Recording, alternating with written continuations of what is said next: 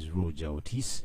Olinange in the red seat ndine Detacha Sakalama, ndine Vicky Irankunda, and of course ndine Pamela Isamat Achom. The red seat morning to call everyone. Nawe Ani leka tukuyitere mugidongo and you want identity because hizo mugala Daddy ani kati bali mbeyise banga leka maximum pya ne ise no wakugundi ku airport yazadde Maxine nabera kwa airport yeka biso. All right, the conversation is centered around the scenario that happened on the 27th. Because they couldn't handle the things in the relationship. Now, Pamela, you talked about the 21-year-old self. Yeah. Because of that entitlement. But you can reflect and say, go mwana wa 21-year-old. For me, actually, it took a series of people talking to me to get out of that kind of relationship because it is toxic. Toxic relationships is not only a violent relationship where someone is beating you and what. They can torture you psychologically. Yes, it's torturing your mind psychologically. Someone showing you you're not enough. Is making you also feel that you are not enough. You have no value. Yeah. I had friends. For me, I had friends. Actually, I had a very small circle of friends. I had two friends who always told me that guy is not good enough for you.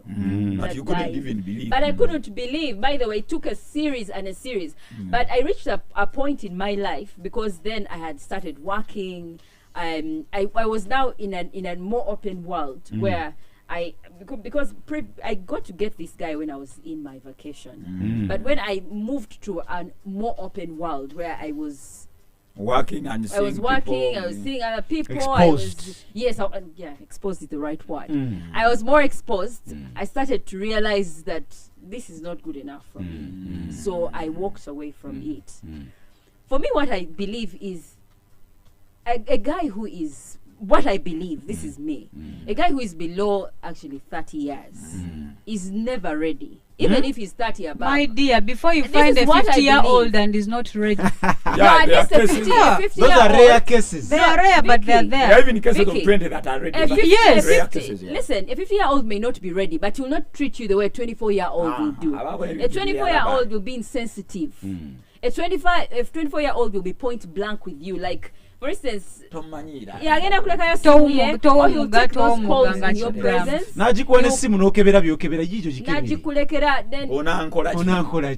will probably be receiving calls even from other girls telling you, Gundi is my boyfriend, stay away from him. But a 50-year-old is more discreet, even if he's not ready to settle with you. There's a way he will treat you as compared to a 24-year-old. So I feel like a guy within that age bracket is never is not a kind of boyfriend that you should get and say I am settled. Then secondly, I'll tell my 21-year-old, just because you love someone does not mean he's the one, and love is not always enough. It's not the thing that, and if I feel I am too obsessed with someone, that I love them too much, that every time I look at them I want to harm them, I need a break. I need to get out of this relationship. Either I break up with you, or I go as far as I just need a break. Detacha tubade tuogera kubavubuka. Anodoni yali mwaka 2024. There are very many cases of abalenzi abalina mu kasente akatonotono akachakala ababeerako mu baserebu ajja nabongako ku Detacha naye they feel big unruly. Abeera nakuwala bungi nnyo around them. They are so unruly, and most of them babeera ne side emu ku bulamu. It's either my way or no way. Okitegeera omuvubuka oyo ayinza kutereeza atya relationship because yasinza oleeta obuzibu buno kale omuvubuka kiba munda mu ye kati kaŋŋambe oba nkigambe kati abawala bwatuuka mu age eyo abeera ye possessive, abeera yagala afuna omukwano gutandike aleme kwendayenda nnyo aleme kuzaalamu ono muoli abeera ne dream ezo. Omulenzi ye ate abeera ku exploring kugamba abeera ate mugundi ezuula ekirala. Omulenzi w'emyaka gyo walaba nga alina omuwala ali ebweru amwegayirira nkwagala alina wana ewaka ayagala munywera butwa alina akalala gy'asalira enviiri kamuganze awulira amawagali alaba nga yaliko talina kyaŋŋamba agamba ye awulira nga weewo omala kutuuka mu myaka gimanya nti tolina kyofunyeemu. okitegera n'olyoka oga nti okitegera naye kati awaali musajja wekuba kutta battira wabwerere because ye ate ddala ng'obulamu buli olina otutambula alimu ne bakyalibe bali kunywamu awo ekibbiya balimu okitegeera ate ddala nga talina kibi kyamukoze era yamugamba yamanya nti byamukubira amusika eri akomewo waka engeri yalinawo emitwalo gy'oba ataano baameka onamuga ajja ku ezo sente ogende mu ddwali ye ng'alabira ddala nti tibweri kinsobi gyakoze era bwe yadda ye yeebakana bwebasi naye kati omusajja omukulu bwe yadda yeebaka bwebasi kati omusajja omukulu yamanya nti wano wenzo kati nange nolangamba tuyinza okujja bala wenamanyira wenzozandija naye kati ng'oyo omwana ye yamanya nti everyday scaffolds enda kuddayo kansikesike oba nkatemu oluyi oba nkole ntya neebake ekitegera abatamanyi kyasuubira kisinga awo at that age batono nnyo ababeera basobola kati nze kyempa amagezi abalenzi ngaabo emyaka egyo bw'oba olina omwana w'abendi gw'ofunye kubanga nkimanyi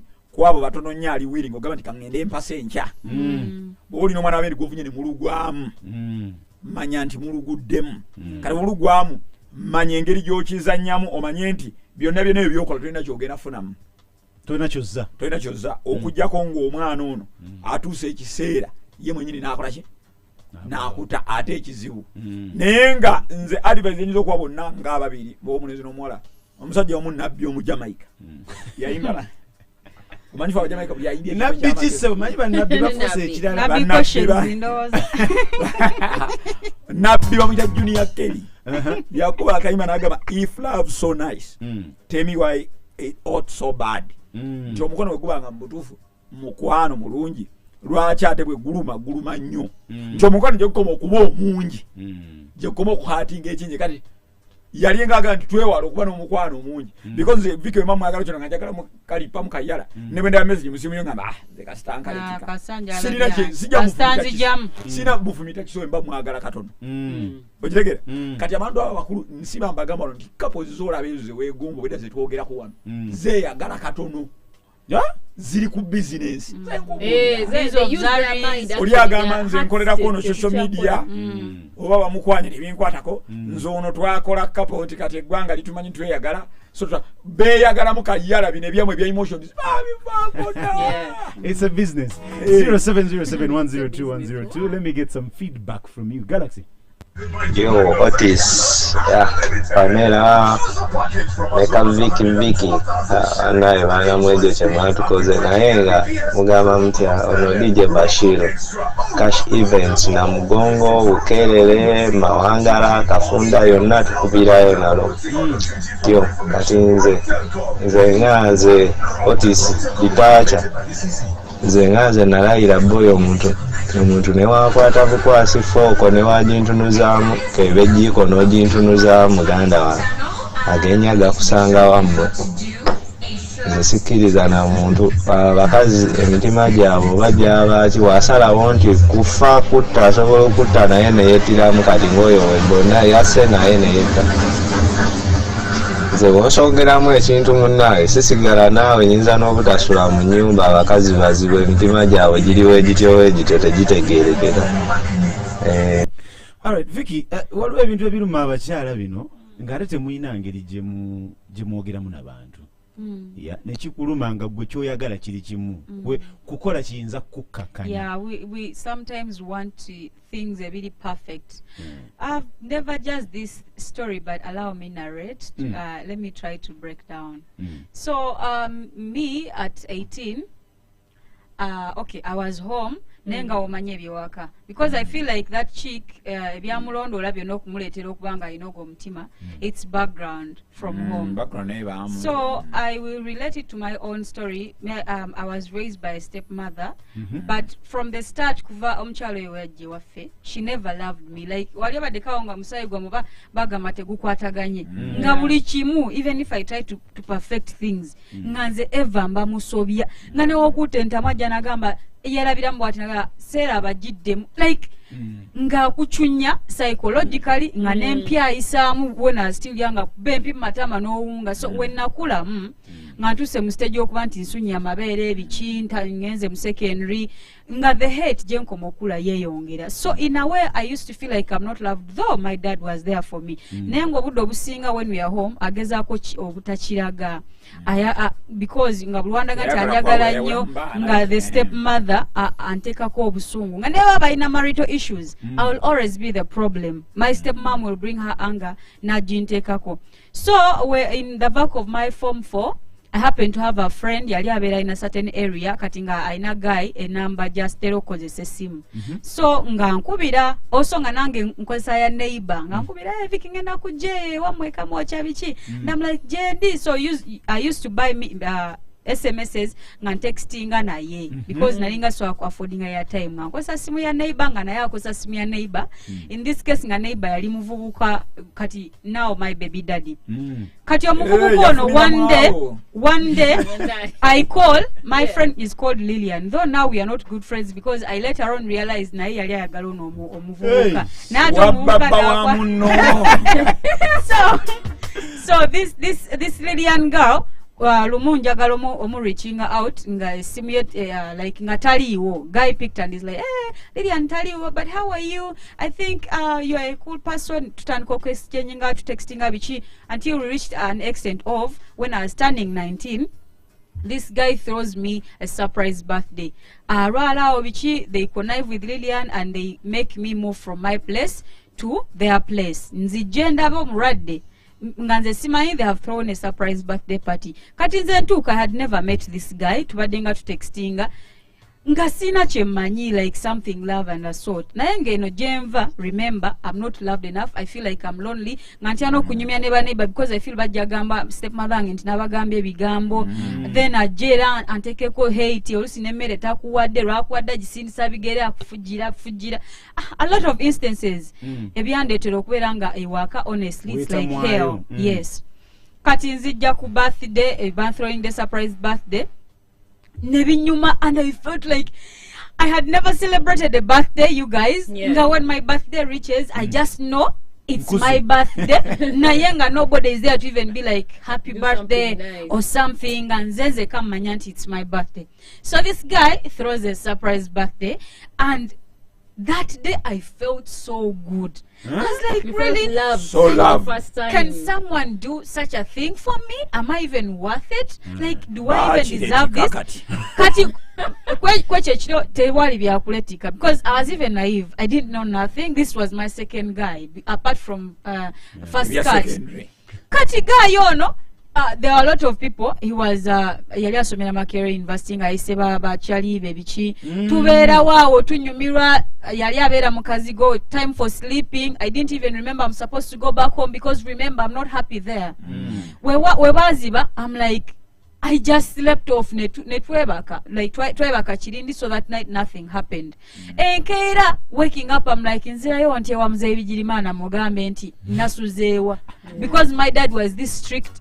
Ngaste mwana nga yogera ebigambo kuluno ndoze yali agenda kufuna mukalakasa kamo kyaga yasuze bweru kati kuluno lotakomeo na lubuto because yali tanjagala. So okuva olunaku I never went back home. You stay cohabiting. Because yes, I never went back home. I'm like katinzeve wanonzirewa. You see how they are the surprise birthday. You just kwesiba mu nyumba y'omusajja. Nebera naera na yali ayagalera we yanfuna nagamba wa. So nensigalawo you guys. This is so sensitive to me.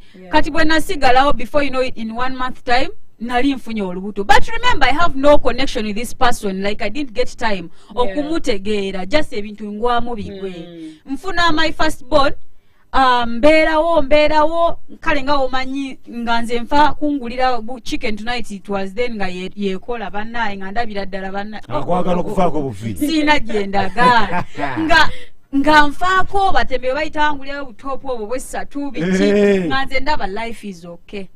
First born awezanga emyaka 2 before you know it awo tuli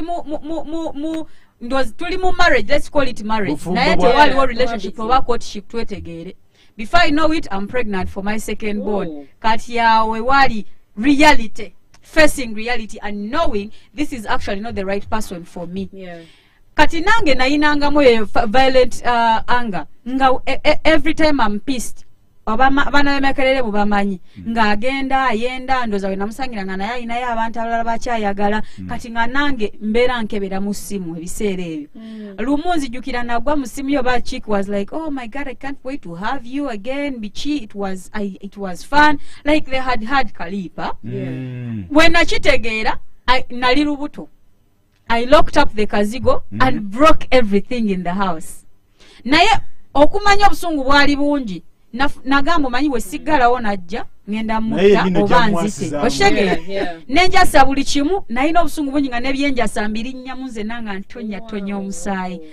That is how bad it was, because nali sina gwenjogera naye waka sina mikwano gyenjogera najo. Ono mwala gwe namufunirako yanibadde nga mukwano gwange yanyigira aloza nabbagayiwe ngandyawo ekirala nganti okuddayo waka ngamba how will it be oshegera.